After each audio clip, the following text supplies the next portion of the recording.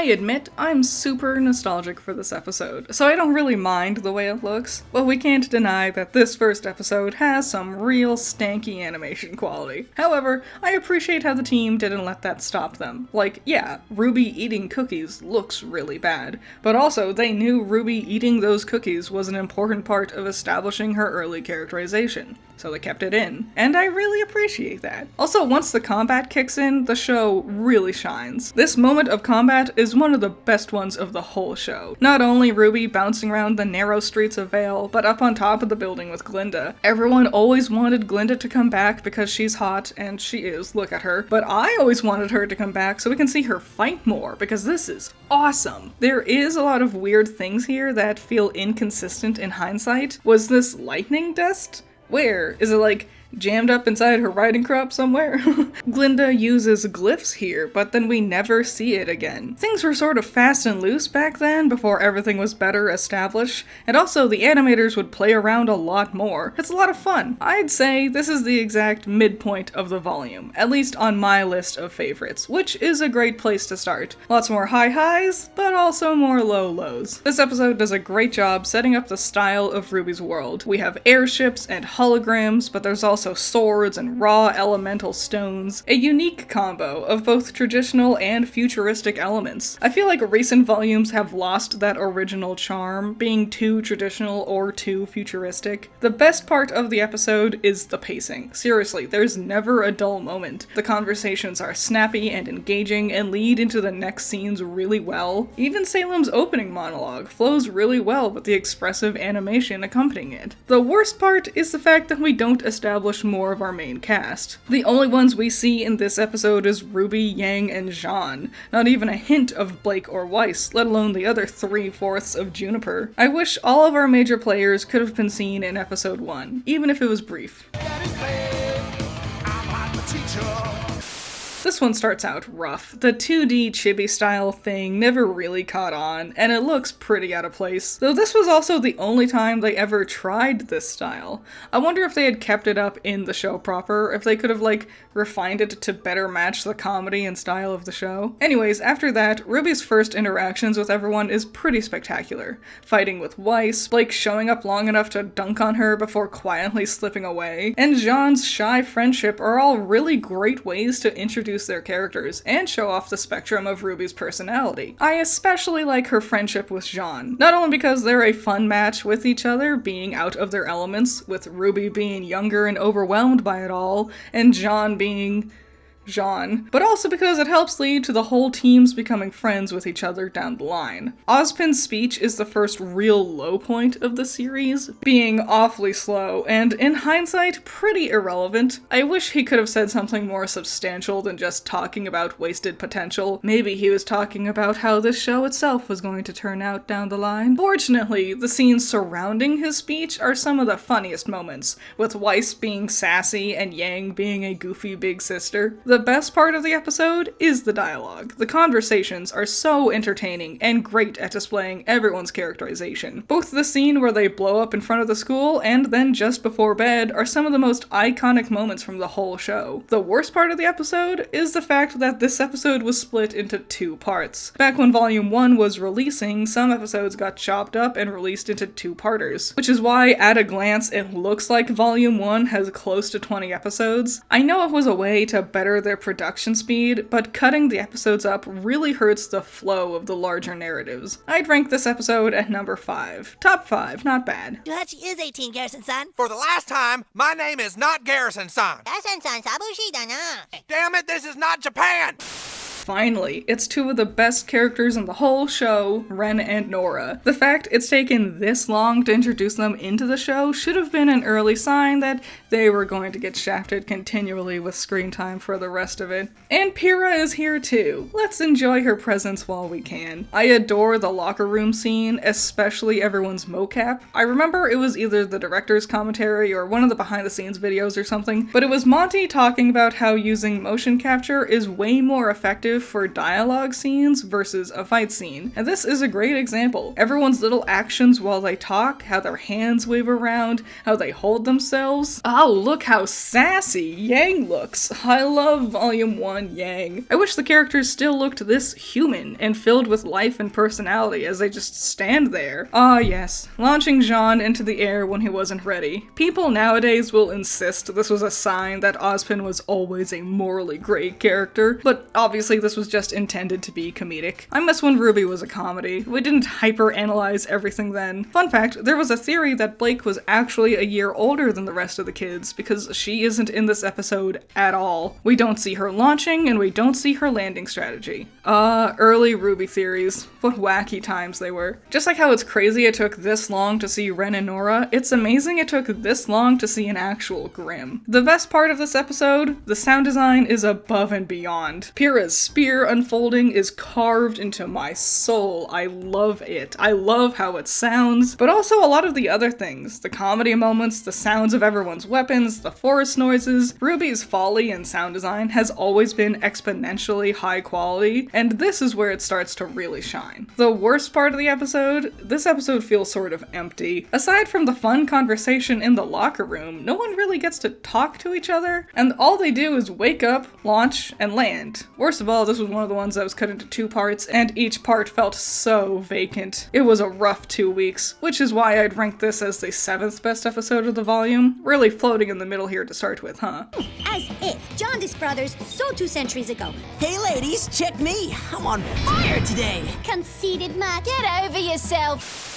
It's crazy it took this long to finally get to see more combat again. It was 6 weeks since RWBY's street fight in episode 1, Yang's awesome brawl with the Ursa, Blake's kill steal, Ren wrecking the King Taijutsu. Even RWBY and Weiss bumbling against the wolves is fun and gets my heart racing. While the combat is a 10 out of 10, the dialogue is a bit weak here, especially with Pyrrha's speech. Pyrrha's long speech about Aura is actually a whole lot of nothing once you pay attention to it. Aura is the light. We fight the dark. The good outshines the bad. Aura is the aura of your soul and spirit stuff. It's a bit of a waste to have Pyrrha droning out fanciful poems rather than actually explaining, like, the actual mechanics of how Aura works. A decision that I think will hurt the show for years to come. Anyways, at least it's really awesome not only seeing a bunch of new styles of Grimm, but also highlighting a ton of our characters' abilities. Not only their weapons and stuff, but the way Pyrrha unlocks Jean's aura. This has always felt uniquely important, like something Pyrrha specifically has trained for or studied. I wish we explored this more. It's so interesting. It's so standout, you know? The best thing about this episode, seeing the characters together. Seeing all of our pairs together is a treat, especially in the different ways they're getting along. RWBY and Weiss's argument is one of the best moments for Kara and Lindsay's performances, and it's fun seeing the girls at odds compared to Jean and Pyrrha, who are getting along really well, but are struggling with the vast differences in their skills. Yang and Blake become fast friends, and then the boop, the best. They're the best. The worst part? The, unexplained bits. Yeah, the last we see of RWBY and Weiss is them arguing, and then suddenly RWBY is falling from the sky. We see in the next episode that they hitched a ride on a giant Nevermore, but it's never explained how. This was a huge mistake. In the commentary for the volume, they talked about how they thought it was fun to leave out this part of the story so the viewer could come up with their own wacky ideas about how they got there. No, that's bad. That's literally what your job is as a storyteller, to tell us the fun and wacky parts. Anyways, it's minor and it doesn't ruin the story or anything, it just makes the flow of actions a bit weird, and feels like a missed opportunity for some fun. Overall, I'd say this is the 4th best episode of Volume 1. Only the best of the best can beat this. It's wizard time, motherfucker! Fireball! This is the big one. The fight at the bridge is one of, if not the best fights the show has had. You know, leading up to this point, when the episodes were first coming out, I wasn't sure if the show was going to be worth it. Compared to the original trailers, the animation has been mostly subpar, and while the characters and their interactions are fun, it was also taking a while to get things really rolling. This episode was the thing that really hooked me into the show. Unsurprisingly, this is the best episode of Volume 1. It was such a long one, too. Ooh, a whopping 11 minutes? You spoil me. I know that's really short compared to not only RWBY's actual longest episodes, but also their standard 15 to 20 minutes that they have nowadays. But the thing is, episodes were usually only 5 minutes back then, so this one was a real treat. The beginning of the episode is super funny, some of the best jokes they've had so far, and seeing RWBY and Weiss's heart-to-heart was nice, if a bit blundered thanks to the badge and the burden afterwards. No point beating around the bush. The best part of the episode is the fights.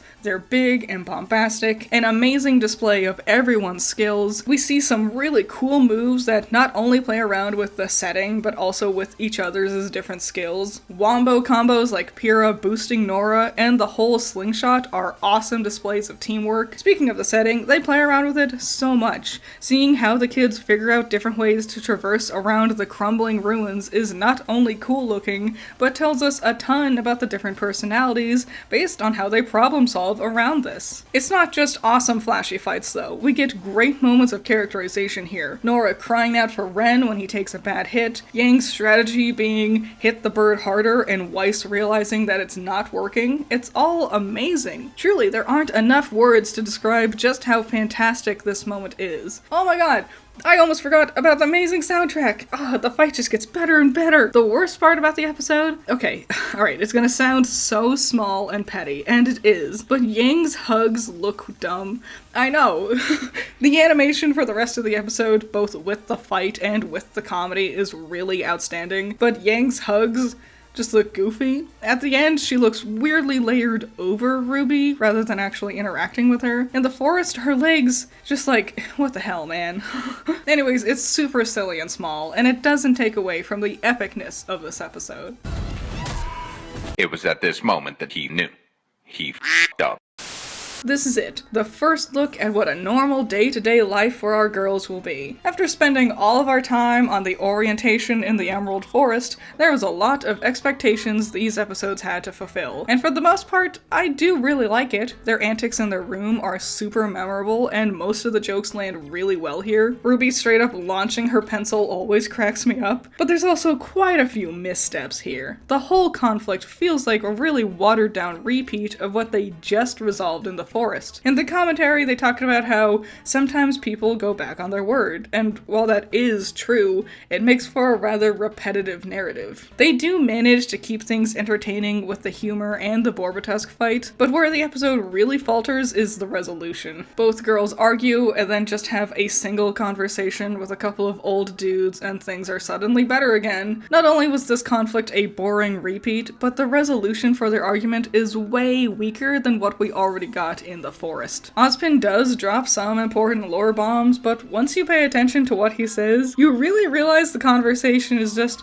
Ozpin, Weiss says I'm stinky. Am I stinky? No. It's been one day, calm down. Okay, I will. I think the idea of continuing to have conflicts arise with Weiss's personality could have definitely worked, but not like this. Also, I really wish we could have seen more of their school life here. We just go to one class, and I would have liked to explore their casual schedules more. The best part of the episode is definitely them making their bunk beds. Not only are their handmade bunk beds an amazingly iconic set piece for the show, but it's also just a hilarious scene in general. The worst part is 100% Professor Port's talk with Weiss. Yeah, Ozpin's talk was kind of just vague fluff, but at least it was something. Port's solution to Weiss is to just dunk on her, and we're meant to act like this was a good thing? Port, I think I should have been the leader. Stupid girl, Ozpin said RWBY's the leader, and Ozpin is perfect and never does anything wrong ever. In fact, you're just a spoiled child who's a stinky tantrum baby. OMG, he's right, I am a stinky tantrum baby. I don't know, Port's words just do not feel like they should have inspired Weiss that much. Maybe it would have been better if she talked to Yang and Blake instead. I don't know.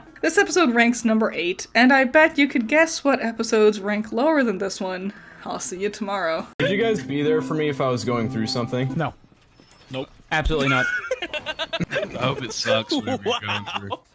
What the fuck?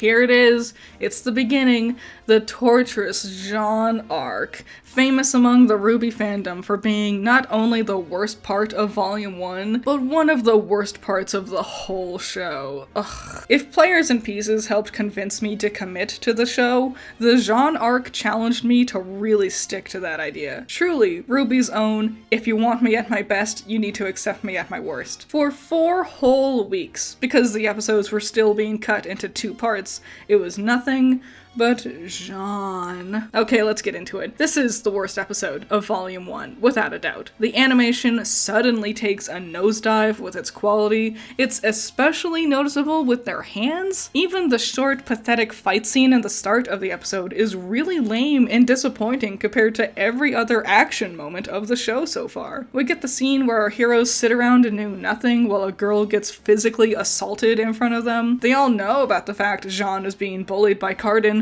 but also do nothing to stop it from happening. Jean laments the fact that he's the lovable idiot stuck in the tree, but also is sleeping through class. And it's not implied that he's, like, up late studying or anything. Instead, it just looks like he's bored and fell asleep. Speaking of which, his big ol' "I'm tired of being the lovable idiot stuck in the tree" thing is so dumb. Jean, we've barely spent any time with you so far. You're tired of filling this role? The show just started. He's so over the top and dramatic, and it comes out of nowhere. Oh, and of course, the forged transcripts. The biggest plot point to fill the "this was completely stupid and pointless" category. He says multiple times that his father, grandfather, great-grandfather, his whole lineage comes from a long line of heroes. So why does he need to forge his transcripts? Does his family not wanting him training for this? Why? If this is their prestigious lineage, why would they oppose the idea of Jean continuing that legacy? Did Jean want to continue this legacy, but just not do any training for it? Because that would make him a lazy loser who wants all the rewards but not put any of the effort in. Also, how did he forge his transcripts?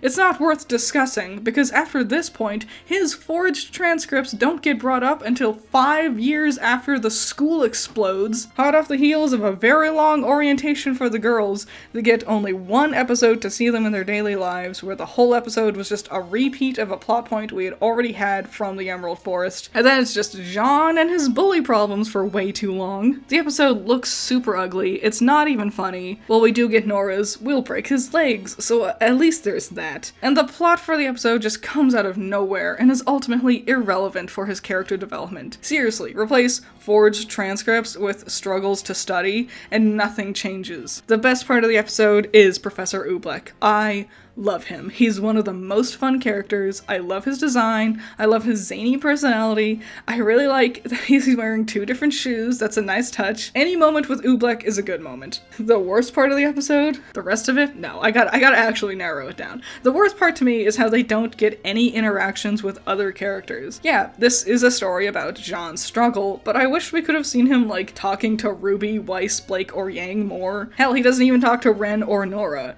They're on his team. Seeing him talk to Pyrrha a lot is fine, but we have this whole big cast. Why are they here if they don't even get to interact with each other? I don't want to do it. I'm too scared. This guy fucking sucks. No, he gets better. I'm scared. Are you kidding? This guy. Okay, he's pretty bad right now, but he gets way better.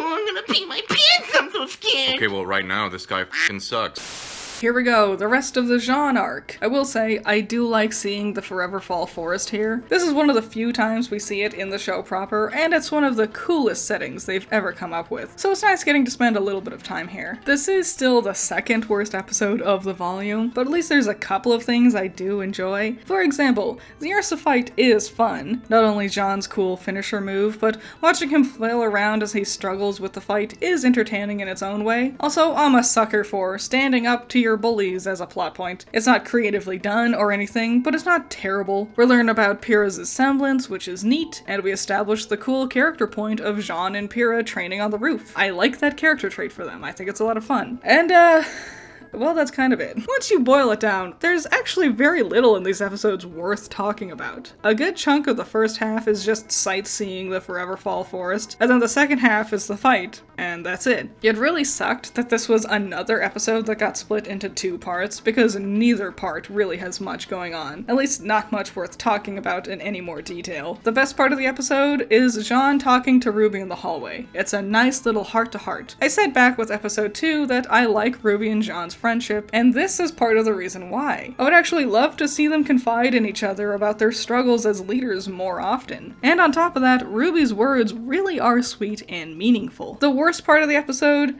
is the animation. Oh my god, things got so ugly this time around, and in so many things too. Juniper's bedroom is bland and ugly. Are you telling me teams Juniper, RWBY, and Cardinal are the only ones who went on this field trip? At least fill out the crowd with shadow people. Also, the way everyone stops dead in their tracks in front of Glinda, and why is Jean the only one carrying jars? I get the idea that Cardin was making him carry the jars. Are these jars for everybody? If not, where's the other team's jars? Was it that Team Cardinal was supposed to be carrying all the jars for everybody, and then just made Jean do it? Why didn't Glinda notice that Jean was the only one carrying jars? Ooh, check out Ren's broken hand here. When Jean walks away from Cardin is like frozen, like completely stock still. Like it's just a weirdly ugly episode, but at least it's over. He die. Yes, you.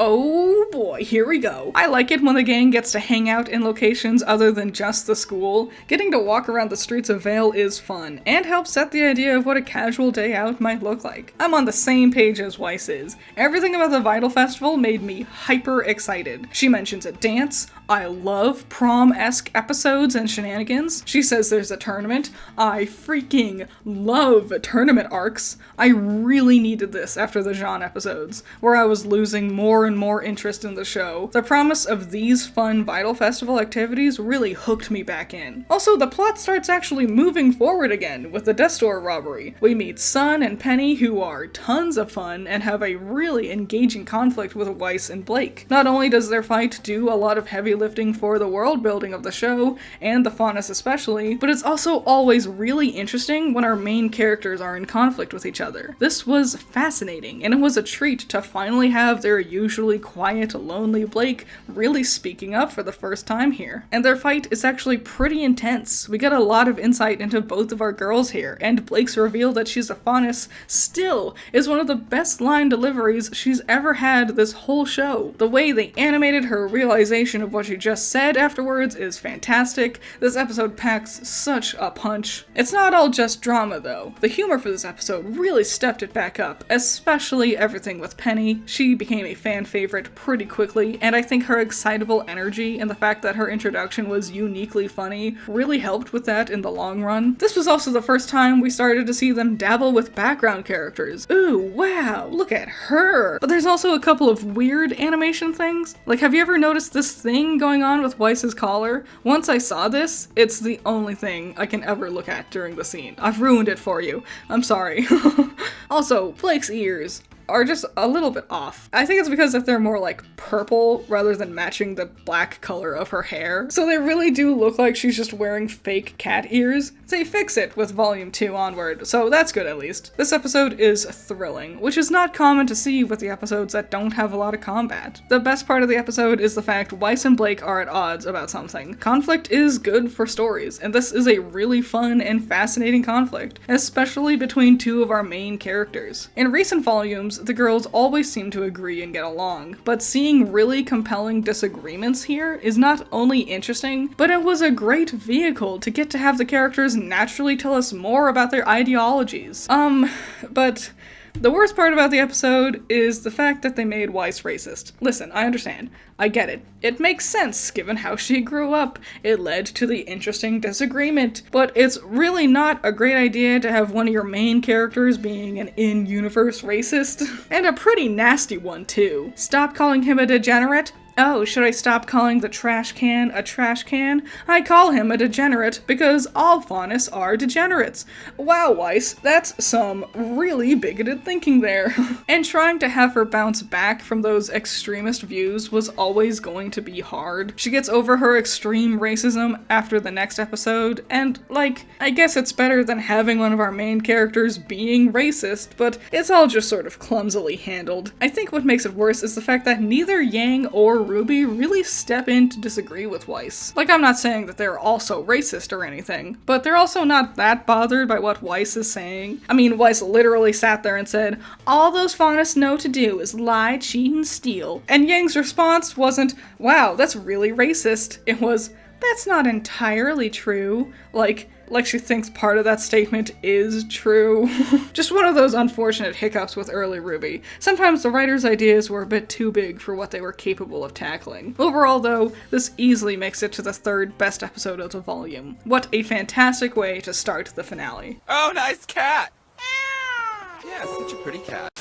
The finale of Volume 1, and what a finale it was. I've said multiple times that Players and Pieces convinced me to stick with the show. Well, this episode rivals that one with its quality, landing as the second best of the volume. But I wouldn't be surprised if some of you think those top two should be swapped. Blake's monologue about the White Fang is not only informative, but we get a lot of great moments to show off Sun's personality too. Sun and Penny only got these last 2 episodes of the volumes to show off their stuff, and they really don't waste any time with either of them once they're on screen. Both are an absolute delight. Fun fact, for a while there, I shipped Sun and Penny just because they both showed up in the same episode and I liked their personalities. Shipping was so much simpler back then, huh? I would say Blake and Sun figure out their master plan for our baddies a bit too quickly, but also like, their logic is really sound. I guess it's not bad that they figured it out so easily, it's bad that the Vale Police Department didn't.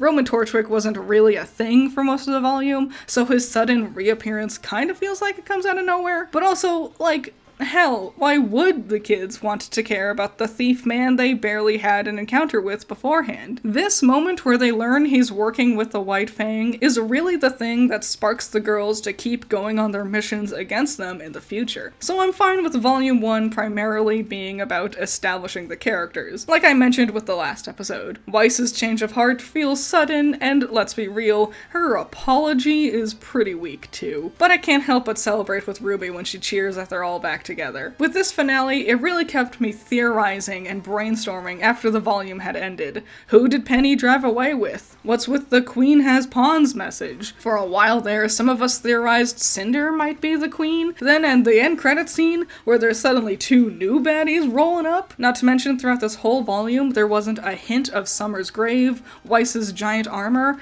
Adam, or Junior and the Malachite twins. There was still a lot of empty spaces for this puzzle to get filled out, and I was so excited to see it all get pieced together. The best part of this episode, it's the fight, obviously. We all saw this coming. The fight on the docks is often considered one of the best fights, and it's easy to see why. Not only are there a lot of players on the field, but they all have such amazing moments to help them shine. Not only with their competitive abilities, but their personalities too. Especially Torchwick, which was nice to see given how little screen time he got this volume. Blake's quick-paced volley against him is an amazing display of Blake's speed and skills. Sun's gunchucks are iconic as hell in the fan community, and the beautifully intricate dance of spinning his guns around while firing them is one of the best moments of animation ever. Not just for this show, but of all animation. Every single time, it takes my breath away. Then Penny rolls up with her stringed swords, and it's magical. The way they float around her body like it's a dance, and her extreme strength is such an amazing spectacle. One of the coolest weapons of all time, and that's not even including the lasers. The worst part of the episode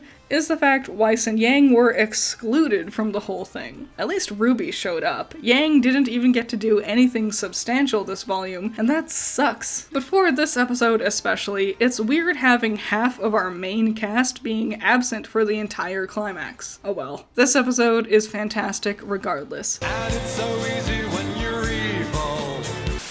The start of Volume 2. Right off the bat, you can tell that the team behind RWBY really wanted to make big leaps and strides towards improving the show's quality. The environments are more desaturated and helps to let the characters proper pop more, their walk cycles feel more natural, and even the food eating looks good. Literally, every animation complaint I had with the first episode of Volume 1 is improved tenfold here. This episode also is an amazing example of how to use a clever, fun way to reintroduce the key ideas of our characters' skills to the audience. The food fight is not only an iconic moment from the show, but a super fun, lighthearted way of reminding the audience what everyone's fighting styles and semblances are. But the more serious tone around the food fight does a good job letting us know that this volume, while still fun and entertaining, is going to start going in a more dramatic direction. It's fantastic. The best part of the episode is definitely the villains though. They all do a great job establishing the kind of threat they possess, introducing Emerald and Mercury to us right away with their casual murder. It's a crazy way to not only introduce their personalities, but also their ruthless natures. Seeing Torchwick's huge death supply and the large amount of space and minions the evil team has going for them tells us that Team RWBY only barely scratched the surface with these guys in Volume 1. Then we meet Cinder properly, with her cool confidence and an eerie, threatening vibe to her. Amazing introductions all around. My favorite is Emerald stealing Torchwick's lighter though. It's so fun. She was so much fun.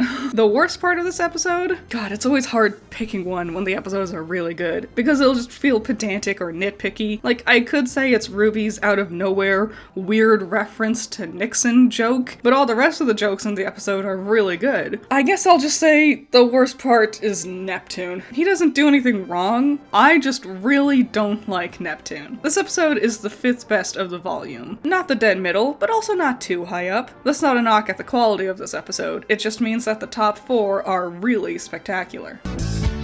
Salad. Yummy, yummy, yummy, yummy fruit salad.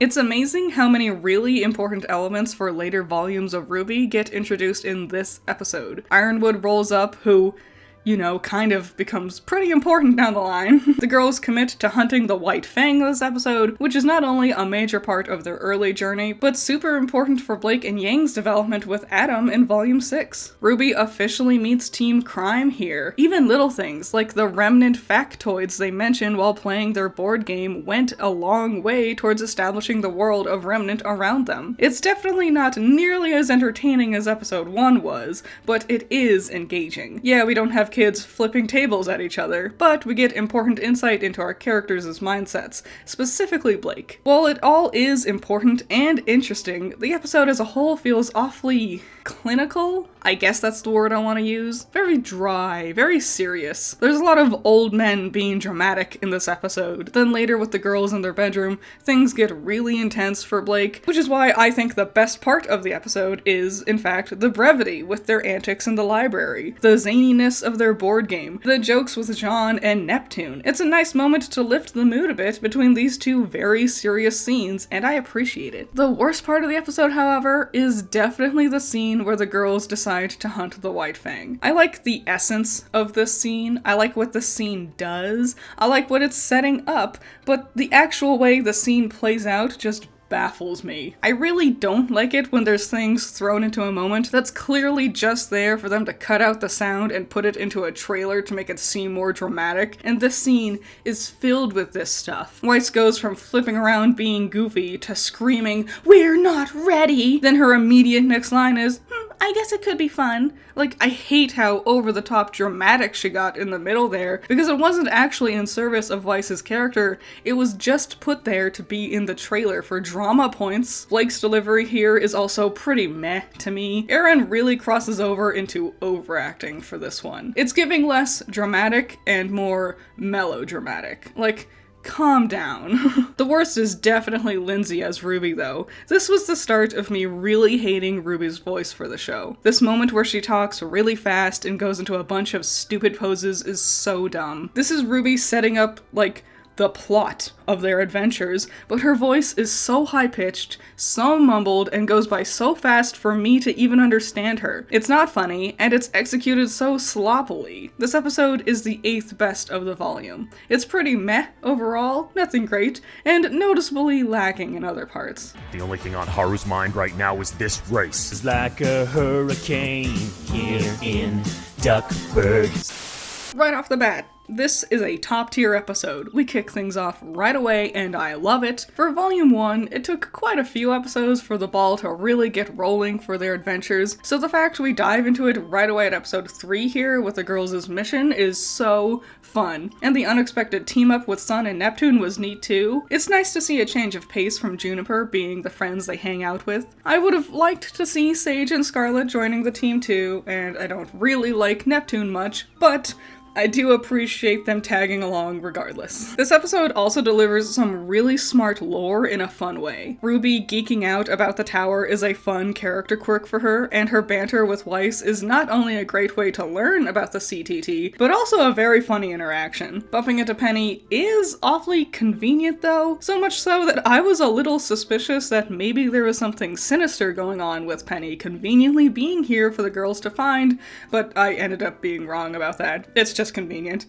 Convenience isn't bad, necessarily, just noticeable. Speaking of Weiss, there's an awful lot of heavy lifting for her character in this episode. This lady name drops Winter, and we get to see the facade Weiss puts on when she has to present herself as a Schnee family member. That tiny, sad expression quickly changing to a forced fake smile just before the call comes in is amazing storytelling. The real peak of the episode is definitely the chase scene in the climax. The fact that when you watch the episode, you don't know exactly why Penny is running from Ironwood security is thrilling. I adore the little things, like the fact you can see RWBY straining to launch off while carrying Penny, because since she's made of metal, she's a lot heavier than RWBY would have expected. Even small silly things, like the boxes of breakable things, or RWBY's weirdly crunched up, ultimately unnecessary wall run, it just makes the whole sequence so memorable and I love it. But it's the final reveal from Penny that really gets me. This was the moment I realized the show was trying to be a lot more complex than I initially expected. Yeah, I sort of assumed Penny was a robot, but it's not the reveal of her metallic nature that moves me, it's RWBY's reaction to it. It's Penny begging RWBY to confirm that she is her friend and she can trust her. It's powerful stuff. I might have griped about RWBY's line delivery for the last episode, but here,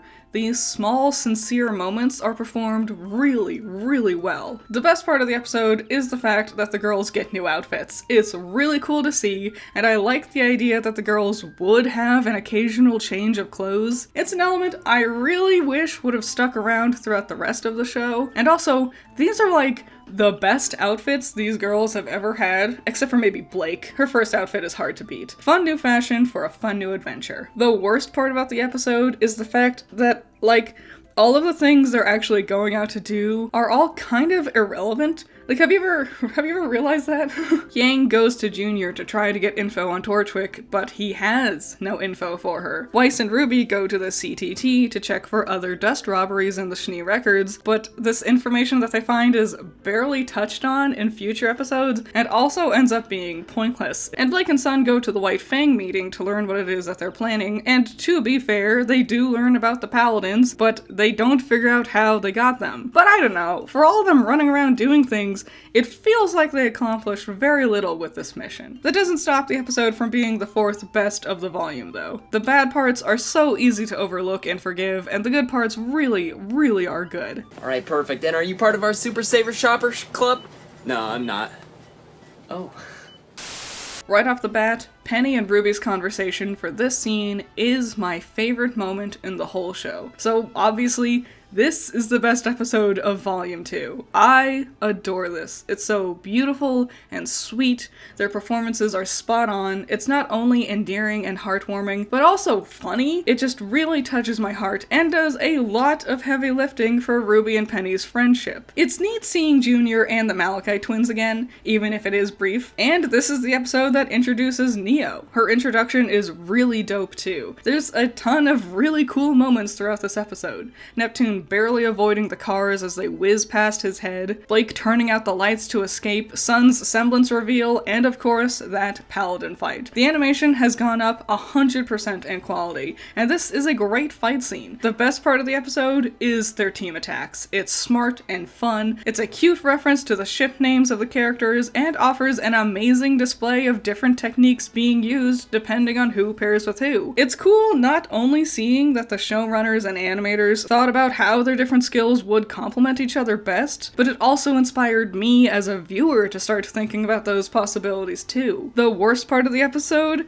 is the fact Sun and Neptune barely get to participate in the fight. For being Neptune's weapon reveal and Sun's semblance reveal, I wish they could have let them shine a little bit more before getting kicked out of the arena. Want to see a magic trick? Good. Abracadabra! I'm gonna say something controversial, but I don't like the Pyrrha fight here. Well, I love the choreography. Pyrrha's weapon has 3 different transformations, rifle, sword, and spear, and she has her shield. Utilizing all of those components together is really, really, really cool, and this fight is an amazing display of speed and strategy, both for Pyrrha in-universe and for the animators. No, what I don't like is, like, why though? Mercury asks to fight Pyrrha too, and Glinda's like, no, that's not fair, Pyrrha just had a match. Glinda, it was already a 4v1 fight for her. Where is the rest of Juniper? Yeah, I like seeing Pyrrha being a cool badass, but watching her dunk on Team Cardinal is pointless for the narrative in the long run, and feels inconsistent for what they're saying in the scene. No, one person can't fight her, but it was fine that she fought 4 people right beforehand. That extra one person was too much for her. What? Anyways, it does lead to her fight with Mercury, which is not only also a very fun fight sequence, but serves a narrative purpose too. He pieces together her semblance and the villain starts scheming. Ooh, yeah. I will say, outside of Pyrrha's first fight, the animation in this episode does take a dip. Specifically when the villains are in their bedroom, it's just like weirdly stilted and also weirdly floppy. It's not horrible, just noticeable. The best part of the episode is actually all the like little real world moments the characters have. We really humanize them by seeing them interacting with each other in their regular day-to-day lives between their missions. Emerald rolling her eyes behind the back of Ruby's head. Jean and Pyrrha chatting about the dance. Jean attempting to ask Weiss to the dance. Unfortunately, the worst part of the episode is the fact Blake enters her brooding Batman phase here. I'm not opposed to the plot point that Blake would obsess herself with trying to stop the White Fang, that she's exhausting herself. Rather, it's that her friends suck at helping her. I don't know, after their big conviction moment in episode 2, seeing them all suddenly shift all their focus onto putting together the dance when Blake is clearly struggling feels like a weird way to force this plot into happening. The members of Team RWBY not doing enough to help one of their teammates when they're clearly going through an emotional struggle? I wonder why that sounds familiar. This ranks smack dab in the middle of the list. There's stuff that's better, but there's stuff that's worse. I was just giving out our first assignment. Find an animal. Animals love me. And turn it evil. Oh. I talked about how, in the last episode, the worst part was the fact Ruby, Weiss, and Yang felt like they weren't doing much to help Blake with her problems. This episode does a complete 180. Yang's heart-to-heart with Blake is fantastic, and honestly, up to this point of the story, was the biggest moment for Yang to really shine. We get a ton of insight into her character, really seeing the depths of her emotion for the first time here, realizing that just beneath that happy-go-lucky smile is a burning passion fueled by hurt inside of her. We learn about her childhood, and we hear more about her illustrious Uncle Crow, and most importantly, we hear about Raven. Yang's abandonment from Raven is a big deal down the line, and the way they set it up here does a great job making me invested in this plot point. I've seen some people get confused and think Yang goes out looking for Summer when she was a kid, but that's not the case. Yang clearly uses Summers' death to transition into talking about Raven. Then Blake asks why Raven left, and then Yang talks about finding the picture of her mother. And then on the whiteboard, she draws Raven's symbol. So, you know, I really don't know why people thought this was about Summer. You have to pay attention to the whole conversation, not just the first few sentences, guys. But beyond this moment, the rest of the episode is really fun. I'm a sucker for prom-type plotlines, and there's a lot of really great, funny moments in this episode too. Yang's conversation with Blake is the most memorable part, but this episode is actually jam-packed full of great little moments that are all pretty iconic in their own little ways. The best part of the episode is finally seeing Yang taking center stage, being able to connect with her teammate and best friend on a new level that only Yang could do so. She didn't get an arc just for herself in the last volume, so seeing her step up to help out Blake here was long overdue. The worst part about the episode? Their dance outfits. They all suck. None of these dresses are good, or flattering, or stand out, and Yang's face looks weird, like it doesn't look like they used Yang's actual head model for some reason. None of Juniper's outfits, none of the boys' outfits. It's bland. It's bad. It's a super huge letdown, hot off the heels of their awesome outfits they got when they were fighting the Paladin. Cute dresses, are like one of the biggest reasons I like prom episodes, and these are not cutting it. This is the third best episode of the volume still. Powerful and emotional. Welcome to the 10-minute Power Hour. I'm Danny. I don't want to do this. Dancing, fun, teen drama. What more could you ask for? Yes, I've said many times now, I do love me some good old dance episode shenanigans. Unfortunately, the majority of the shenanigans center around Jean. Now, I don't think Jean shouldn't be allowed to do things, far from it, but I really felt like this was being set up as a Pyrrha arc this time around. She's the one struggling with her crush on Jean. She can crush a team of bullies, but she can't land a date. And I really like the little detail that she explains that people think she's so unobtainable that no one even bothers to ask her out. But it all leaves a bad taste in my mouth. Don't have Pyrrha stand there and tell me she's so popular that people are afraid to ask her out. Show me. I feel like Pyrrha exists within a vacuum, and for being such a pivotal part of her characterization here, I wish this was shown to us anywhere, not told to us after the fact, and then, once she's gone, the rug gets pulled out from underneath us. Oh, this isn't a Pyrrha arc. This isn't an opportunity to explore the other members of Team Juniper, since Jean got his time to shine in Volume 1. No, silly. This is actually another Jean arc in disguise. Pyrrha doesn't learn anything new, she doesn't grow in any way, nothing changes for her. She's still a seemingly unobtainable Amazon warrior, and she still hasn't confessed her feelings to Jean. She hasn't changed at all. She was just the set dressing to push Jean into his new stage of development. And what does Jean learn this episode? Even pretty popular kids struggle with their insecurities. Wow. Okay. Also, this is one of the cringiest moments in the whole show. The part where Miles's character and Carrie's character, the two writers of the show, have their two characters that they voice alone together, and they stand around and just tell each other about how cool and awesome each other is. Yeah, I know there is supposed to be a separation from the characters and the writers who happen to be voicing them, but the fact that it is just the two writers, and this scene is just over-the-top compliments to each other makes it really hard to take the scene seriously. It's goofy at best, cringy at worst. Why did Neptune walk out here? What was he looking for? Like, Jean came here to find Pyrrha, who walked away from the party because she's sad. Why did Neptune just roll up to be like, oh, hi, Jean, how's it hanging? And then Jean's like, you're just so cool. I hate it. And yes, Jean and the rest of Juniper get their cool dance together. That is a super iconic moment of RWBY history. But then also, the scene is filled with, oh, lol, OMG, a boy is wearing a dress? Listen, as the whole auditorium explodes with uproarious laughter at the idea of a masculine person wearing feminine clothes. Ah, isn't it just so funny? The company has a history of transphobia. Are you surprised? The best part of the episode is definitely Ruby sneaking out after Cinder. That little fight was not only super cool with Cinder's awesome glowing accessories, and we see her bow on full display. The tiny cramped arena is such a cool touch, and with the struggle of Ruby in heels, it's just a ton of fun. But also, this was great development for the plot of the show. The first time we see the now infamous Black Queen chess piece. It's super cool. The worst part of the episode, you know, aside from Jean, is the weirdly sloppy animation. It's so jarring, and there's so many weird things. The fact that all the background characters' hair looks too shiny and feels out of place. Why does hitting someone's helmet with your hand knock them out? Isn't that what aura is for? Isn't that what helmets are for?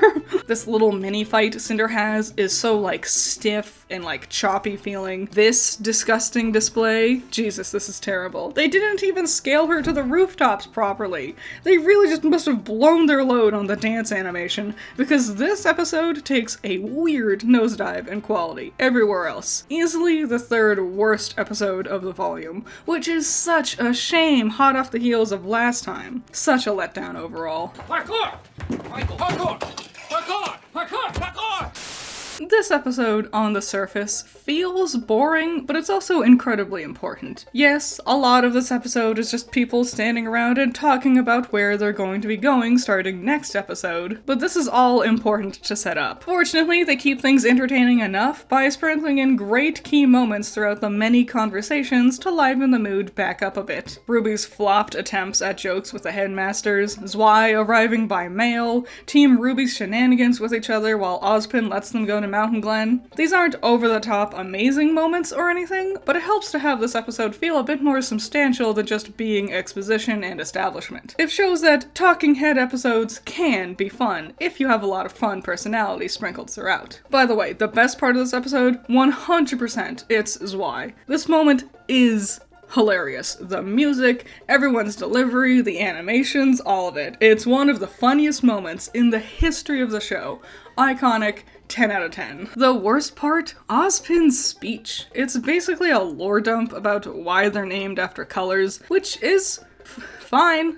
Just like high school assemblies though, it's just way too long and droningly boring. They just keep missing with Ozpin speeches, huh? Also, I hate the fact that our heroes are in their combat gear when we see that all of the other students are in their uniforms. I don't know, I'd appreciate consistency. Also, this volume introduced the idea of jazzing up the way they accessorize their uniforms more, but after episode 1 of volume 2, the girls never wear their uniforms again, which is a missed opportunity because their uniforms are cute. This episode's fine. I'll place it at number 7. It's generally okay. I like him. We have better dogs, dear. Not better than him. Does it have to be this dog?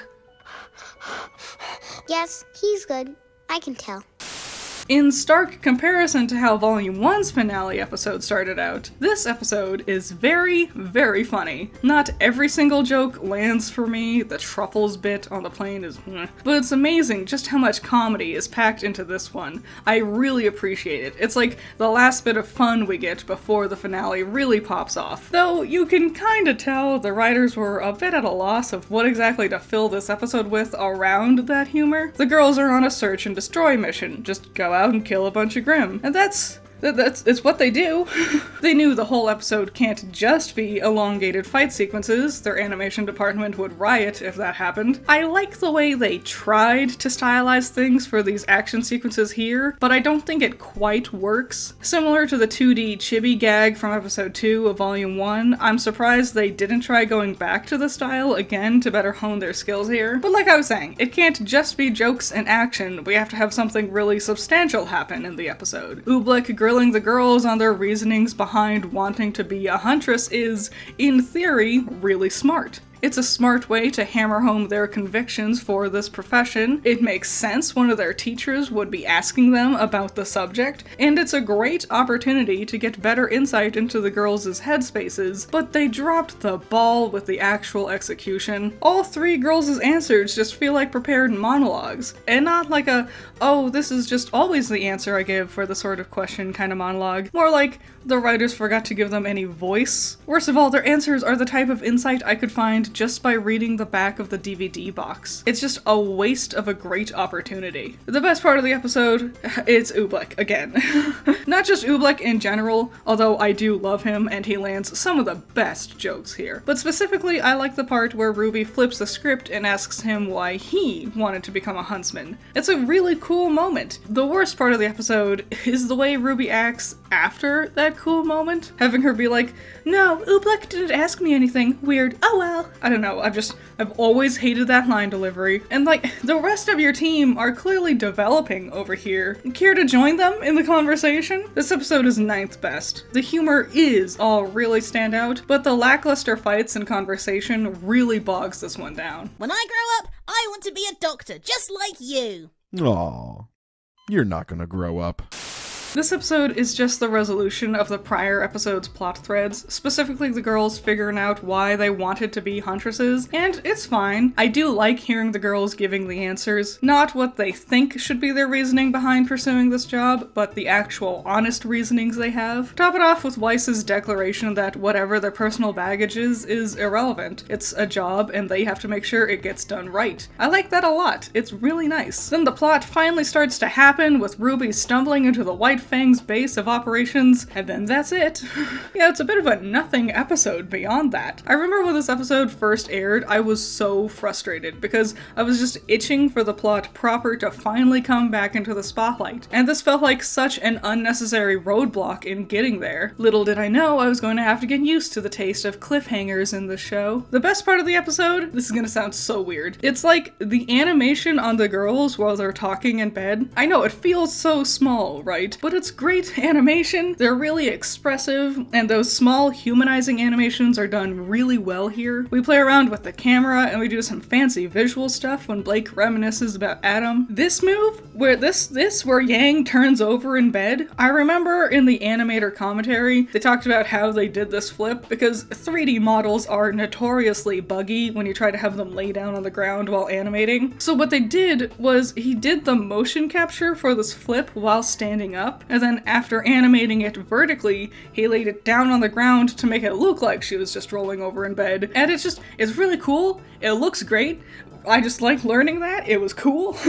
The worst part of the episode is the amount of over-the-top contrivances it took for Ruby to find the plot again. Oh, the dog just happened to need to pee right here where you're conveniently within earshot of some white fang goons. Oh, and then the ground literally opens up right beneath her feet and she conveniently lands right in the middle of the villains' hideout. That's like 12 different zany ways Ruby magically ended up falling into the plot without having any of it be by Ruby's own volition. Ruby and her actions didn't lead her to the plot. The plot magically landed in her lap without her having to do anything. And that's not how good characterization works, and that's not how good stories work. This is the second worst episode of the volume. It's so disappointing. As you can see, not much of the Volume 2 finale ranks very high for me. Well, next episode is going to change that. Welcome, babies, to the Fruity Pebbles Castle of Torment, a scary castle with 100 rats.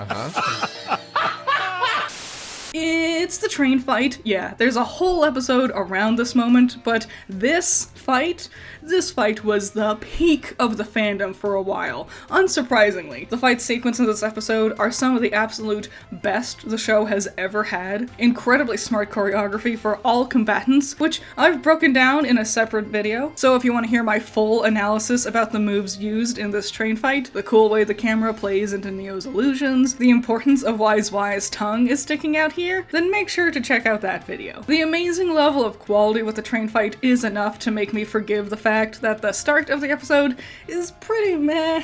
I mean, it's fun. Torchwick being a cartoon villain to Ruby is always fun to see, but the animation is pretty janky all throughout. This moment especially, woof. But I was finally satisfied. It took until the second to last episode of the volume, but the plot was back, baby. The best part of the episode, obviously, is the fighting sequences. But not just the action and stuff, a lot of cool little things here. We established Neo and Yang's rivalry in full force. Yang even loses a match. This was a first for a member of Team RWBY, and led to the jaw-dropping reveal of Raven. Blake and Roman have an interesting interaction with each other, finally face to face with the man she's been haunting herself over all volume, and then she decides not to kill him. I'm a sucker for characters who choose the moral high ground over their enemies, but not only that, all that worrying Blake did, all that hunting and all that exhaustion, and she beats him. In fact, she beats him easily. Was it just nothing to ever really worry about? Or is this just the tip of the iceberg, and the villains and the White Fang's machinations run deeper than she ever expected? She already exhausted herself trying to find Torchwick. How much farther can she push herself from here? Or was this loss a facade? All a part of a deeper plan from Torchwick, and now she's letting her guard down after this false victory. Now, whether or not any of those ideas actually got any screen time or development beyond my musings is ultimately not important. At the time, this changed the way I thought about the story structure with combat. It made me into the mess I am today, where I hyperanalyze every interaction and every show or movie I watch, wondering if there's any deeper meanings behind their wins or losses. The worst part of the episode is the Lieutenant. What a worthless character, a waste of a cool weapon. He only reappears for a brief cameo next volume, and then that's it. And I definitely was on board with the theory that this was secretly Yatsuhashi in disguise. That was a fun little theory floating around back then, but of course it was wrong. And the lieutenant falls into obscurity after this. Yawn. Obviously, this ranks number 2. Hell, you could even argue this should be number 1, and I'd totally understand. Top tier characters, action, fun, everything in this episode is fantastic, and is the one shining light during the last finale episodes. So you finally arrived. I, King Dragon, will... Hot off the heels of the last episode, the true final episode of Volume 2 is a huge letdown. In fact, for a very long time, this was my least favorite episode of the whole show. Of course, this was before Volume 5 happened. Easily, this is the worst episode of the volume. No, I hated Volume 2's finale. While there are moments that are fun, too much of it felt boring and like a waste of time. Some moments were animated above and beyond, while others, like the majority of this episode, look like hot garbage. The second half of Volume 2 is a lot of peaks and valleys. Anyways, this episode is just a bunch of fight sequences. Then we wrap up the plot with Torchwick's arrest, hint at things maybe happening in the next volume, then tease Adam as the cliffhanger right at the very end. Oh, then of course, the infamous end credit sequence of Yang in a dreamlike state meeting up with Raven. And then they instantly retconned this whole little moment, and they quietly act like this never happened. I remember back then, I was convinced this wasn't Yang's mom, because I thought it was just so stupid that Yang and her mom would look practically identical to each other. I wasn't wrong about that part. It is stupid. I was just wrong about this not being her mother. Everything sort of just ends. Team RWBY's actions all volume felt rather pointless because in the end they failed. The train was going to crash into Vale regardless of Team RWBY's being there or not. The fact that it crashed early doesn't seem to have hindered the villains' plan much at all. The best part of the episode is definitely Team Coffee. Their fight sequence is dope. An awesome display of cool choreography, amazing skill sets, and some fun personality quirks on display. I'll even add Emerald's fight with the Ursa here too, because that was also fantastic. The worst part is how sloppy all of the other fight scenes are. A row of Beowulfs stand around and wait patiently for RWBY to spin kick into them. Jean gets to have his whole moment, which, like, why? We've done this already. We had the whole Jean arc to establish the idea that he's competent enough to fight. Why waste time here showing it off too? Sun and Neptune literally don't get to do anything again, just like with the Paladin fight. Also, Neptune's, they gave us badges so you know it's legit. Shut up. God, I hate you. Every word out of your mouth is stupid. People are being attacked in the streets. Don't stand there flailing your dumb badge around like toddlers. I hate Neptune so much. Cinder rolls up in her villain outfit, like the exact one she wore in front of Glinda and RWBY, and then she doesn't even fight. She just walks away. Why did we have her here? Why? Port and Oobleck are so stiff, and their fireballs look amateurish and pathetic. Glinda shows up as if we're going to see her fight, but then she just puts some rubble back together, and it's just a huge slap in the face. After the amazing quality of the fights from the previous episode, seeing it nosedive this badly for this episode was just such a disappointment. A huge pile of dog turds for this last episode. The small, cool moments cannot save this train wreck. Are you ready to rock? I'm not! It's the start of my personal favorite volume. Hooray! The first episode of Volume 3 kicks things off right away with a bang, diving right into the middle of the tournament arc, and I adore tournament arcs. This volume clearly has a bit of a shift with its visuals, likely due to a combination of Monty's unfortunate passing, and also more and more animators taking on larger roles in his stead. It's not a downgrade by any means, but it is noticeably different at times. Combat specifically feels more stretchy, which I know is a bit polarizing to some, but I think it's fine. There are other things with the combat that people tend to not enjoy. Overall, there's more pauses and cuts away from certain action moments, making things feel a tad slower than the show had felt before. I understand if you're not a fan of this change, but I'm not too bothered by it. So long as something cool happens, I'm more often than not forgiving of slow or weirdly timed pauses. It's when things slow down And we don't even get cool moments like in Volume 5's finale, where I really start to take umbrage with these sort of things. My biggest issue is how Port and Oobleck interrupt the action to explain the tournament structure. I feel like we could have had their explanation while still seeing some action. Like, do a split screen effect. But whatever. Every good tournament arc needs to introduce cool characters along the way, and Team Auburn here are all pretty fantastic. They don't really have much personality to speak of, and their weapons lean more towards simplistic than most, and we don't even see anyone's semblances either, but hot dang, I do love their designs.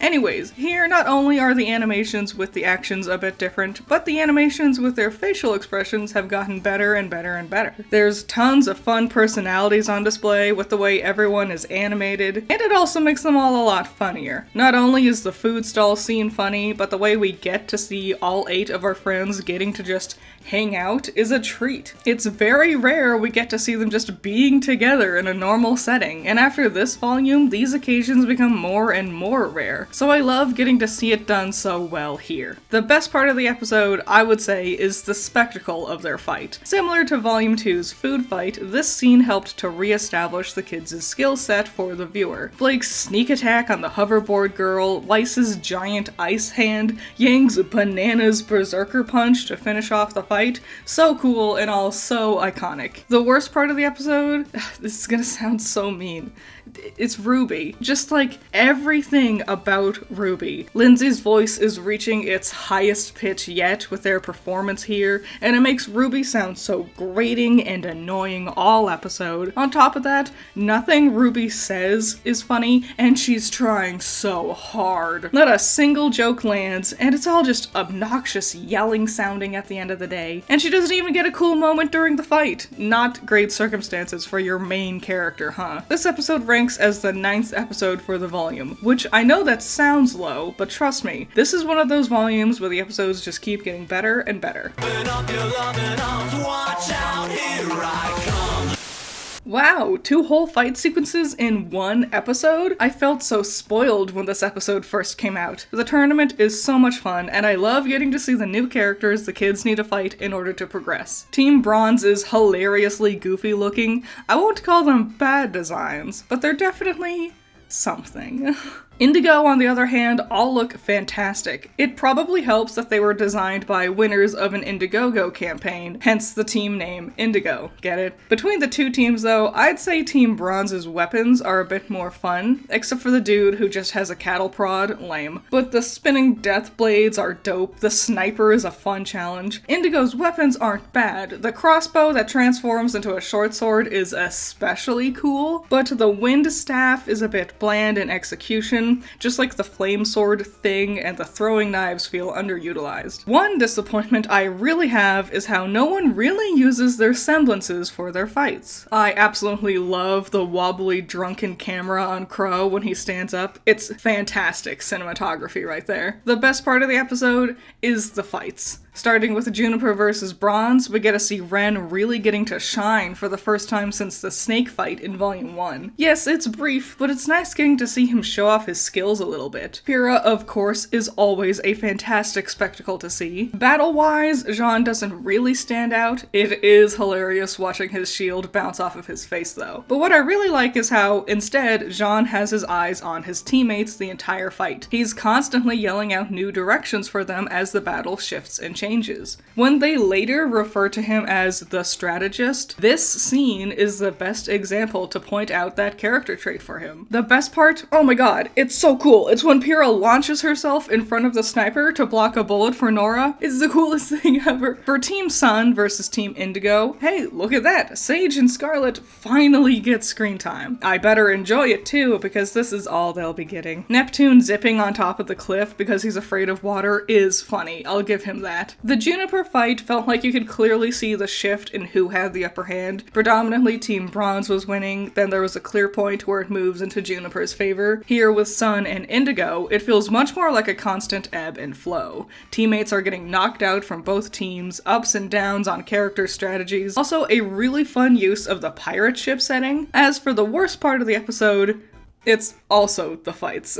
Both fights have a lot more moments where the action stops, whether it's to cut to the crowd reacting to something, or one of the combatants stopping to get ready for their next move. The flow of both fights feel very stop and go. Stopping Juniper's fight entirely so the teachers can explain Nora's semblance is not only clunky exposition, but just kills the flow of the action. And then her hit against him doesn't even look that good either. Just a horrible moment marring the middle of the scene. Then at the end, when Juniper argues with each other, this just sucks. It's not nearly as funny as I think they thought it was, and it's really dumb how Nora just suddenly takes out the whole team in one hit. This fight was going somewhere. We were doing cool things. Just to end like this? It's lame. Then Team Sun's fight is arguably worse though. Hey, were you excited to see Sage do anything ever? Too bad, he gets thrown out almost instantly. Neptune's whole lockdown thing is also dumb and not funny. If he's afraid of water, we could have played around with that a lot more throughout the fight, and instead they just use it as an excuse to exclude him entirely. This unique handicap of his fear of water is so creative, but it goes nowhere. And just like with Nora, he just instantly wins right at the end. For having such strong moments throughout the fights,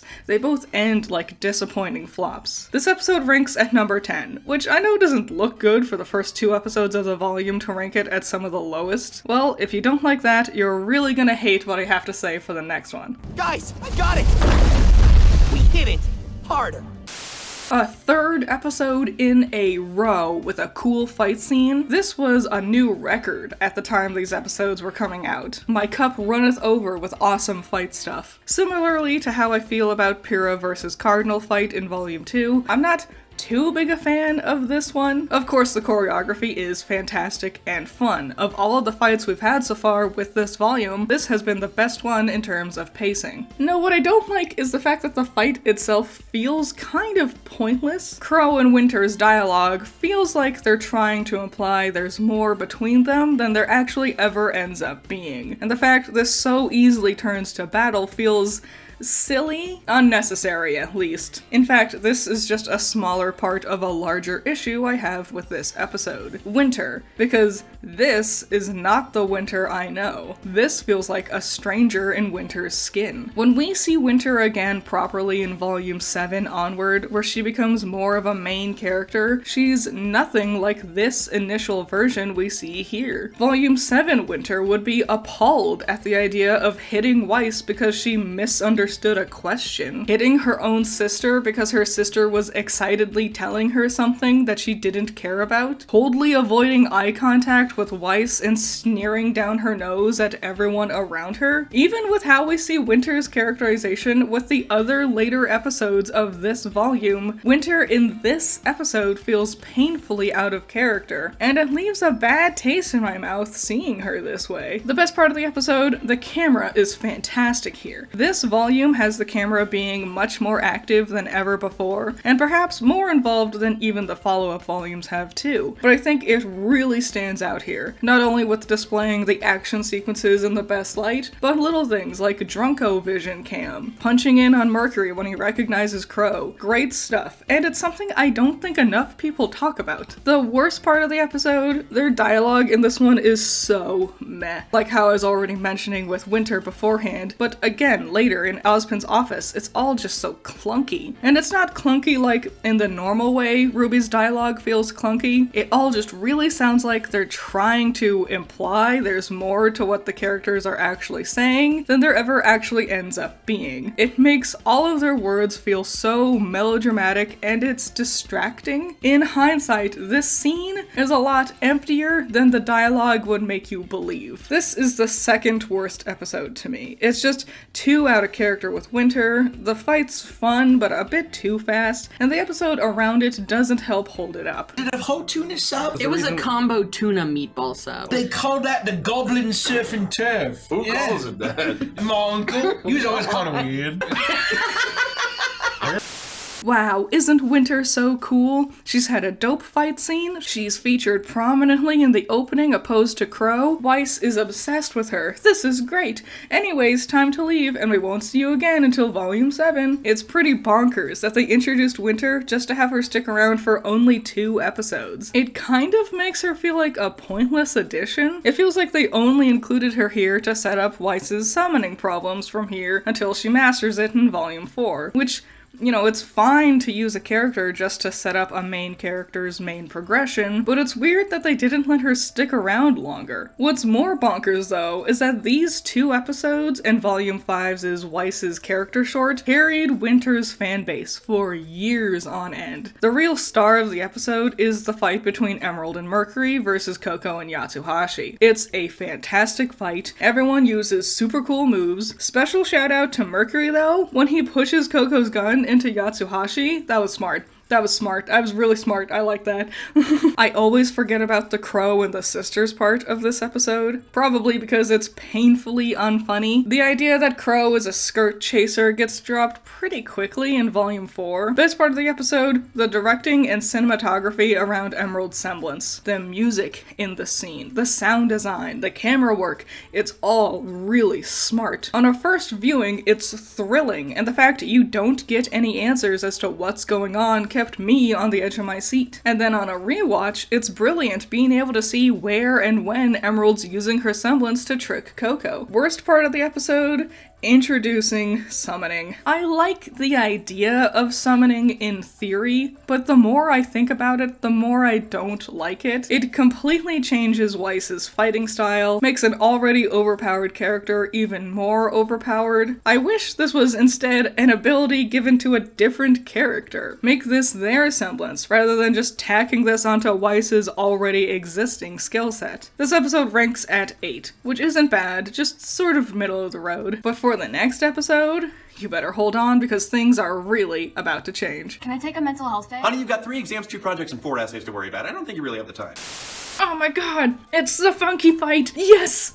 Yes! Immediately. This is my favorite episode. Oh my god, after 4 weeks of good to meh episodes, this one was such a peak in quality. Yes! I remember I rewatched this episode over and over again. It's just so much fun. I've done a full analysis on the funky fight in a previous video, so you can check that one out with the iCard or with a link in the description. So if you want to hear me fully break down the fight frame by frame, make sure to check that one out. Flint and Neon are so much fun. Fantastic character designs, their music theme is fun, and an interesting angle for their combat choreography. Both of the voice acting for them is phenomenal. I love how completely different and creative their weapons and semblances are. That's another thing. This is the first time we're seeing our opponents in a battle actually showing off their semblances, and they're both really cool. Weiss and Yang's strategies and struggles with the duo is a lot of fun. The different environments get used creatively, especially the urban setting Neon rollerblades around. There's more than just the awesome fight though. We meet Ciel, who, even though these 3 minutes is literally her only screen appearance ever, has stuck around as a fan favorite, and it's easy to see why. Her design is super cute, and her stern, literal personality is immediately interesting. Man, remember when there was a fan theory floating around that this was actually Neo? Because Pyrrha's smile looked a tad too confident, I guess?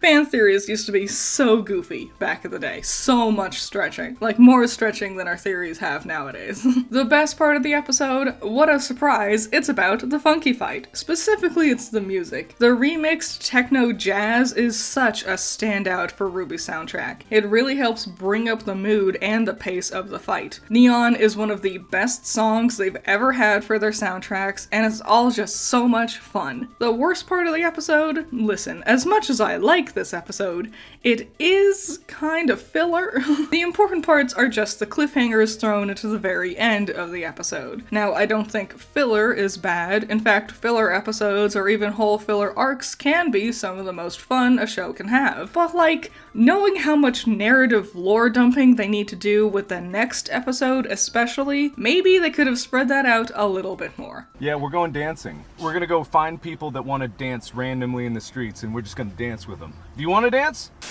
This is it. This is the episode that changed the trajectory for RWBY forever. We get heavy-duty lore, critical information about the proper plot for the series. It's no longer about kids fighting monsters and white-fang grunts. It's about maidens. Secrets held by people in positions of power, magic, and the transferal of that magic. Also, it's not the same cute little cartoon that has people blinking in midair before they comically fall to the ground. The attacks aren't just big flashy spectacles. Suddenly, realistic damage gets taken. Yang seemingly shatters Mercury's kneecap with a shotgun shell. He doesn't just explode in a funny cloud of smoke, he actually gets hurt. This was crazy. The whole mood and the tone of the show completely shifted here. At the time, it was kind of unnerving. It was scary yet intriguing seeing where the show was suddenly going. Now, in hindsight, it's crazy seeing just how sudden this turn happened. The best part of the episode is Yang and Mercury's fight. While the fight itself is really cool, great moves on both combatants' parts, what it really is the way Yang gets tricked by Emerald at the end. I was losing my mind. I was so worried, not only for Yang being in trouble for doing this to Mercury, but worried for her mental safety. That's gotta be a hard thing to handle, right? Also, what was the real thing? At the time, Emerald's semblance still wasn't known to us, so I didn't know what was going on, and it was crazy. The worst part of the episode? Oh my god, it's the cinematography with the talking scene. It's so boring. Like, a dialogue-heavy scene is always hard to make look cool, but the bland camera is not doing them any favors. The fact both of these rooms are empty doesn't do the scene any favors, and the fact Ozpin, Ironwood, and Glinda are being so dramatic and serious about this also does the scene no favors. On a first viewing, it's a lot of important information to take in, but with every single rewatch, oh my god, it's a snooze fest. This episode ranks 4th best, and it's really the Yang and Mercury fight and that mic drop of Yang actually hurting him that's boosting it up this high. While the rest of the episode isn't stellar, especially on a rewatch, I would go back and rewatch that fight over and over and over again. And we can't deny just how important the maiden stuff is, even though it's shot rather blandly. We work for a highly funded yet unofficial government agency. You're only here because you're the best of the best. All right, I'm in. Unlimited technology from the whole universe, and we cruise around in a Ford POS. We are the men in black. Fasten your seatbelt. See, now we got to work on your people skills. Isn't it crazy that Cinder now has gotten 2 different backstory episodes, and yet neither of them show us the parts we actually really want to see? I do think this episode is well done, seeing how she collected her ragtag team of outcasts and criminals, seeing how she coerces the White Fang into working with her, and it's neat seeing a glimpse as to what these characters were like shortly before the events of the show proper. Then the fight with Amber is breathtaking. We just heard about these illustrious maiden powers, so getting to see it on full display right away was fantastic. I love the camera work with this fight too. They do a great job showing off not only the spectacle of Amber's abilities, but also reinforcing the strength of Cinder's team too. Then we see that Mercury's got robot legs. We see Emerald's semblance fully explained, and it's like a brain blast when you put all together what happened with Yang in the previous episode. It's all just so smart, and it's good. I love Volume 3, it was so smart.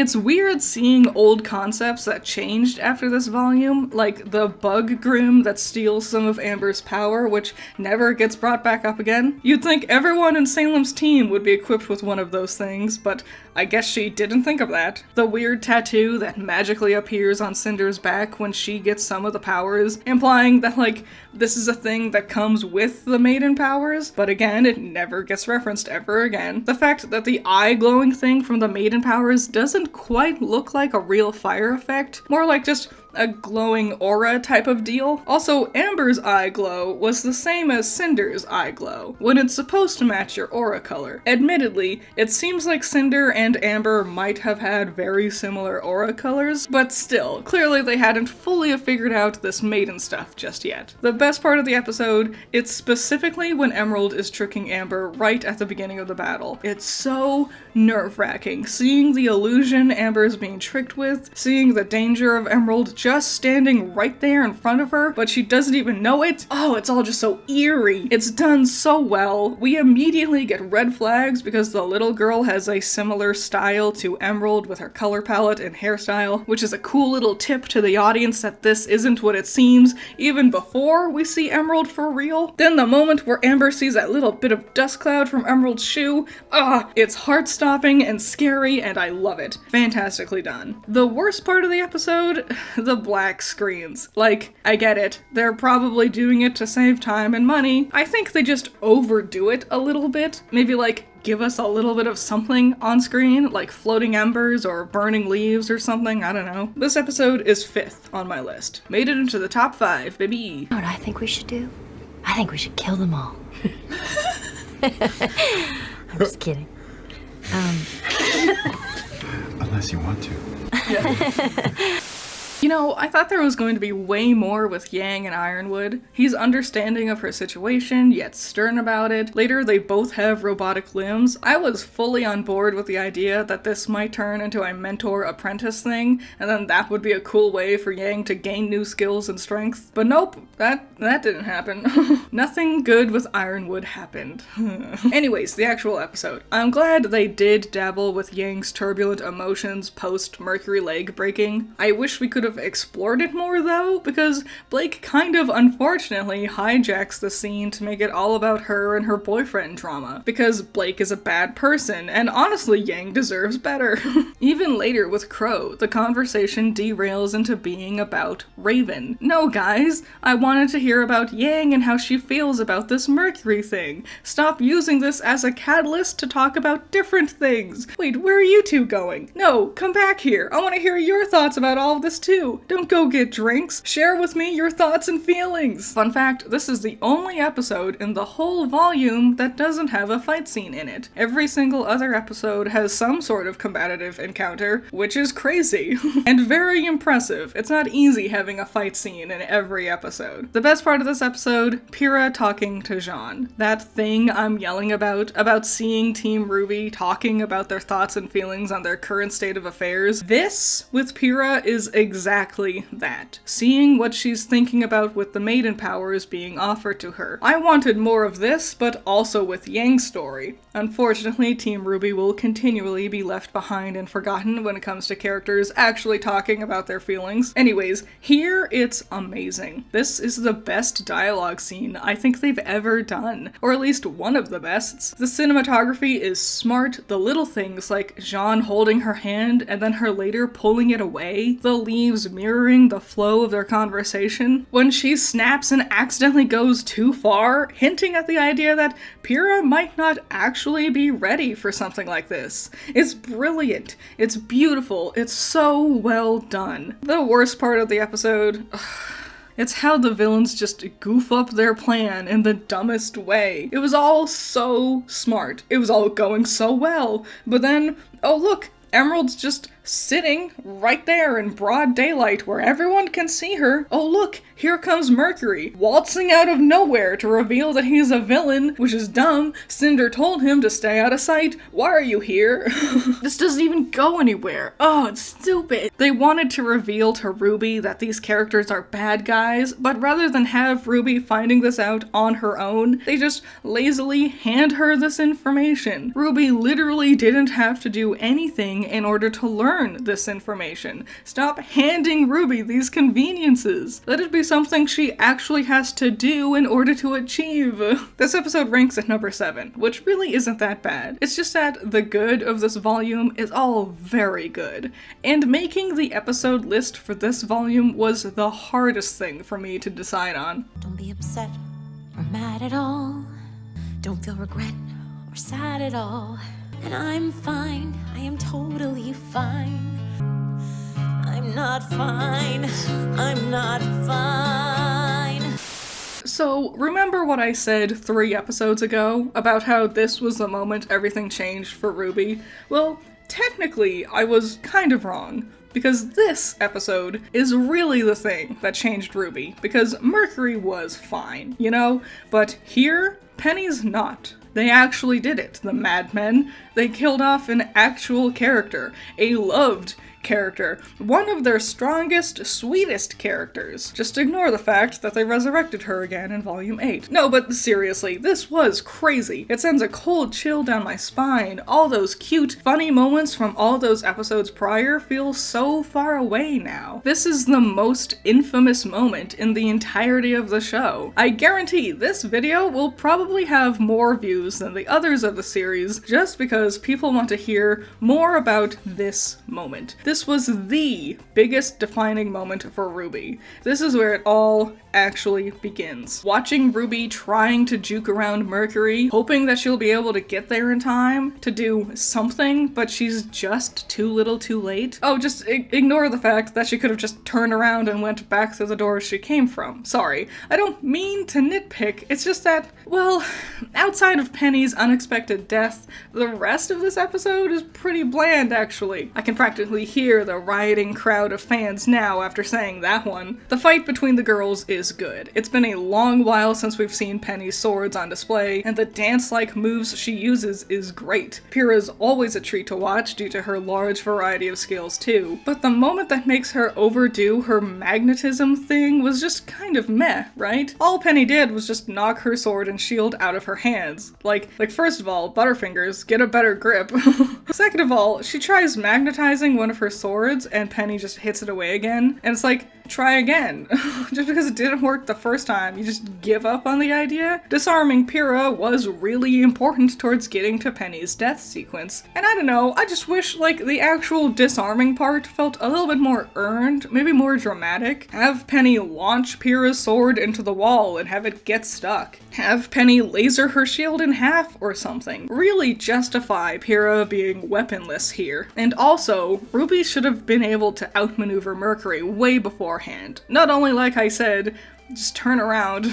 But how did he stop her here? Why did you fly right at him? Fly around him? Why did you use your super speed to get around Mercury, but then you just ran normal speed once you were past him? Use your semblance to get down this hallway. Maybe it's because this episode is a really big moment for the show, and I've rewatched it a ton of times, and I've seen a ton of other people reacting to it a ton of times, but I think I've finally gotten to the point where I can admit that this could have been better. The best part of the episode, obviously Penny's death. Emerald's semblance freaking out Pyrrha is amazing, and the cinematography is 10 out of 10. The horrifying use of slow motion as it dawns on Penny, Pyrrha, and the audience what exactly is happening once her strings wrapped around her limbs. The sickening, crunching sound of her body bending, and the tearing sound as it splits open her stomach. The camera aperture-like dilation of her pupil. It's heartbreaking, and it's all done really well. That's why my standards for the rest of the episode have gone up so high. This was really big and really important. The worst part of the episode, Cinder's lame monologue afterwards. It's so lame. It sounds dumb. Her words are just empty poetry at best. It takes way too long. What a bland way to end the episode, right? This episode ranks at number 6, which is not bad, while technically being the midpoint for the volume. Even the bad episodes of Volume 3 would still rank higher than most every other episode in RWBY. I do think this ranks a lot higher for most viewers, which I totally understand. Maybe I've just gotten too used to this episode after all these years. Well, I said I'd do a whole month, and this is the 31st, but well, there's only 3 episodes left of Volume 3, so I might as well finish the volume. Congratulations, you get 3 more days of daily RWBY goodness. I'm gonna rip you apart. I want to apologize. For being the episode that follows up the big dropping of the shoe moment for RWBY as a show, this episode is actually super boring. It sets up some stuff that'll actually get cool resolutions in the next episode, but basically it's just a lot of fight fodder, and not even good ones at that. Generic shots of a lot of people doing little moves against Grimm and stuff. Blake and Weiss's fight with the robots and the White Fang is lazy looking. Maybe it's just because this whole volume was filled with a ton of amazing fight fight scenes, but the lackluster nature of this episode's choreography stands out more. It all feels much slower, more posing, and we don't even get to see RWBY or Pyrrha expressing themselves about what's happened with Penny. And it seemed like we were going to be getting that moment, but then, oh no, here comes Jean to interrupt that potentially fantastic conversation. Lame. I have nothing else to say. It's all just kind of meh. The best part of the episode, I actually really like Port Newbleck here. It's a little thing, but I like how they encourage the kids to try to get to safety and let them handle the griffins. It's small, but it's a really nice touch. This is also the last time we really see Port Newbleck. Like, they'll show up for a brief cameo in Volume 4, but I don't know. I like the idea of these characters, and so I wanted to see them more. This is the end of it. The worst part of the episode, Cinder is insufferable here. Her performance is usually fine, but in this episode, she sounds all over the place, and you don't want to miss what happens next is dumb. You already had 7 different cliffhangers for this episode. You don't need Cinder to give us one too. Obviously, this is the worst episode of the volume. It's not even bad, it's just bland and boring, stiff and wonky looking. My throat's getting sore. Oh no. No, don't take a selfie right now! I gotta. There's no time! This might be the most visually iconic episode of the whole show, mostly because of the quantity of the cool moments. Crow's scythe reveal, Ironwood's body reveal, Velvet's weapon reveal, Weiss's arm summon, RWBY fighting Neo, Tortrick being eaten, and of course, Amber's death and Yang losing her arm. I guarantee, watch any RWBY fan AMV, especially one closer to the year this volume came out, and at least 2 of these shots will be in it. Rightfully so. Every single one of these moments were not only highly anticipated moments that the fandom has been waiting to see, or just jaw-dropping moments that really shook up the story and look artistically immaculate. And yeah, Adam's moment where he cuts off Yang's arm is crazy. I was legitimately scared he was going to kill her, and then when I saw that yellow trail of her arm floating away from her body, my heart was going ballistic in my chest. One of our main characters actually, seriously got injured. She's a brawler, and her hands are her weapons, and now she's lost one of them in a matter of seconds. Oh my god. And then they did Blake's decapitation fake out, and it totally got me. I was freaking out.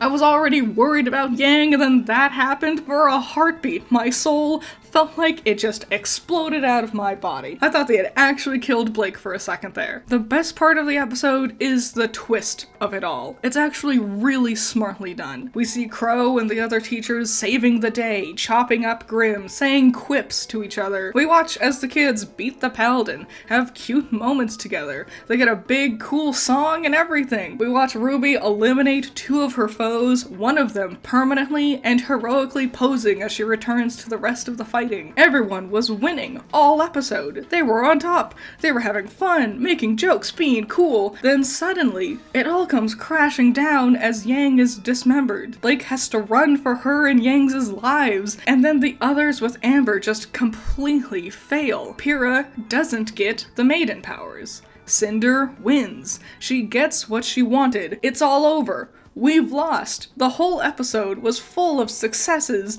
and then none of it mattered, because the villains still won in the end. Absolutely crazy. An amazing direction for the story to go from here. The worst part of the episode, RWBY, once again, didn't have to do anything. It's a plague for her character from the very beginning. Once again, the universe hands her a convenient sandwich and kills Tortrick for her. She had absolutely nothing to do with his death. She didn't even lead the Grimm to him. She didn't even know the Grimm was there. She did nothing. And conveniently, the problem was fixed for her. Have your characters do things. Let their actions be the thing that leads them to victory. My god! This episode is the 3rd best of the volume. It's truly spectacular.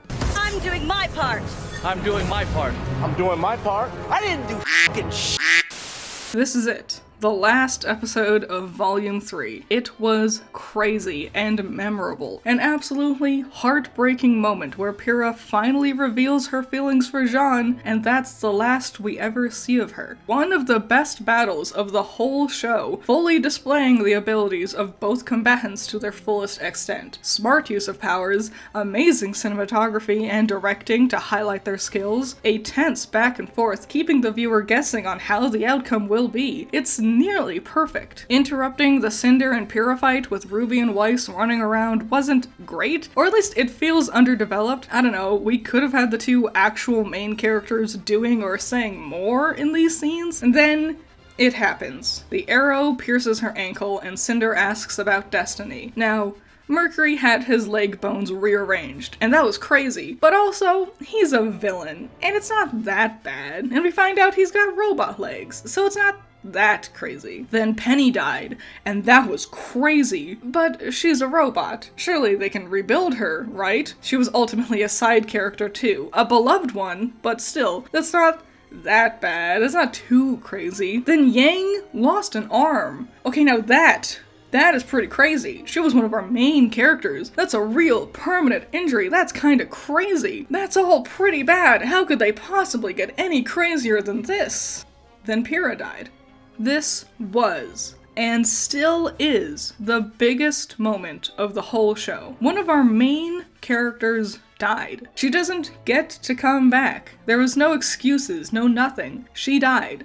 Most shows don't have the balls to do something like that, and Ruby's silver eyes going off felt very fitting for this moment. Even when I didn't know what this power was, I was overwhelmed, I was taken aback, and a crazy magical blast from Ruby embodied those emotions really well. While we could argue that silver eyes should have definitely been explained before this moment, the shock of it all kind of made it work for me. Now, I'm going to do my last bit backwards from usual. I'm starting with the worst part of the episode, and it's Ruby talking to Crow. Now, I love seeing Ruby talking to her distraught father briefly, and then seeing Yang and not knowing how to help her sister in the throes of this new depression she's in. Those two moments are really powerful, but her exposition dump with Crow is such a letdown in the middle of all of that. It's so textbook feeling, it's droning, and it's shot so boringly. It's just two characters sitting almost perfectly still 2 feet away from each other. They don't get to hug or hold hands, Crow can't wipe away her tears, there's nothing interesting in Ruby's room to even look at. It almost looks like an abandoned guest's room. Crow's droning exposition about Silver Eyes is boringly written, but the actions, or lack thereof, in the scene is really what blue balls this episode. It's such a bland, boring follow-up to the intensity of Pyrrha's fight and death, which is a shame. But my favorite part of the episode is actually the very end of it. When Ruby leaves with Juniper, seeing the remnants of Team Ruby scattered and broken, filled with pain and doubt, Ruby is still trying to move forward with the rest of her friends, filling the role of their own lost soul, where the 4 of them can grow and try to figure this all out together. One final goodbye to Summer's grave, and then it's onward to whatever lies in front of them. Despite how the following volumes handled or mishandled the actual development of Ruby and Juniper, the promise of this moment has still really impacted me. It's beautiful and sad. An incredibly bittersweet ending that amazingly wraps up this insane volume. Then that last little threat from Salem, revealing the face of our true villain and hinting at the much deeper story Ruby, Jean, Ren, and Nora are walking deeper into. It's amazing. Is it any wonder why this volume is my favorite? Maybe this episode ranks as my second favorite just for sentimentality reasons. Maybe it's the nostalgia. Maybe I just like the idea of this episode more than the actual execution of it ended up leading to. Still though, one of the best in the series. You've beaten me at my own game. Don't flatter yourself. You were never even a player. This month of reviews has been a lot of fun, and a lot of work too. But still, I enjoyed it, and I really hope you did too. But first, shout out to my $10 patrons. Shout out to my $10 patrons, you're all amazing. Nako, Andrew, Valhalla Knight, Chamomile, Classy Critic, Noah Perkins, Sunny Shy, Jake, Amber, Hype Man, Zero to Hero, Scaring Crows, Messiah Complex, Jacob, Ben's Sketchbook, Omega Fighter, Trash, Josh, Gino, Twisty, Juan, and Duncan.